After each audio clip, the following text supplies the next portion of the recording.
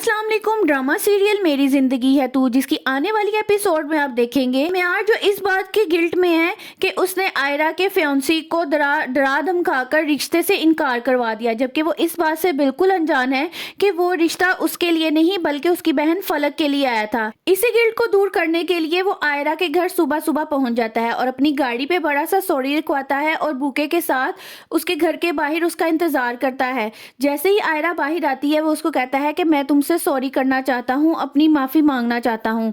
आयरा उससे दो टोक बात करती है। वो कहती है कि माफी भी उन लोगों के दरमियान होती है जिनके दरमियान कोई रिश्ता हो, और मेरा और तुम्हारा कोई रिश्ता नहीं है, इसलिए मुझे तुम्हारी कोई भी माफी नहीं चाहिए। जिस पे कमियार कहता है रिश्ता भी बन जाएगा, तुम एक बार हाँ तो करो। लेकिन आयरा उसकी कोई बात नहीं सुनती और उसको मुकम्मल तौर पर इग्नोर करते हुए अपनी गाड़ी में जाकर बैठती है और हॉस्पिटल के लिए चली जाती है। आयरा का ये रवैया देख के कामयार का दिल अंदर से टूट जाता है और वो अफसुर्दा होकर अपने घर चले जाता है और लेटे हुए यही सोचता रहता है कि आखिर मुझसे ऐसी कौन सी गलती हो रही है कि आयरा मान ही नहीं रही है।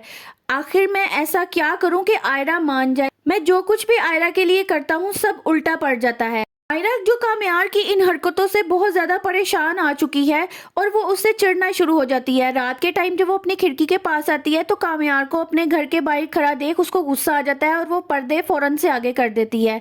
कामयार ने अब ये सोच लिया है कि जब तक आयरा नहीं मानेगी वो इसके घर के बाहर से नहीं जाएगा और रोजाना इधर ही खड़ा रहेगा।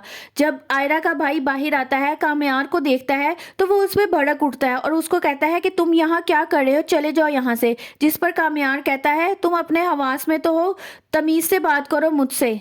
कामयार के हाथों जलील होने के बाद जब आयरा का भाई घर आता है तो वो फलक से आके कहता है कि इस लड़के ने तो परेशान करके रख दिया है। मुझे तो लगता है जब तक आयरा आप ही मानेंगी नहीं ये हमारे घर के बाहर से नहीं जाने वाला और ना ही ये हमारी जान छोड़ेगा। आयरा ये बातें सुन लेती है और झुंझुलाते हुए कहती है मैं तो खुद तंग आ गई हूँ, मुझे नहीं समझ आती ये किस तरह मानेगा।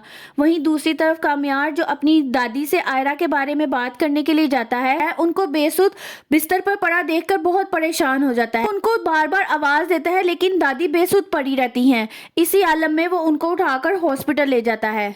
क्या कामयार की दादी फोत हो जाएंगी या आयरा उनको बचा लेगी, और क्या आयरा कामयार के लिए मान जाएगी? मजीद इस तरह की दिलचस्प मालूमात जानने के लिए मेरी वीडियो को लाइक करें और चैनल को सब्सक्राइब करें।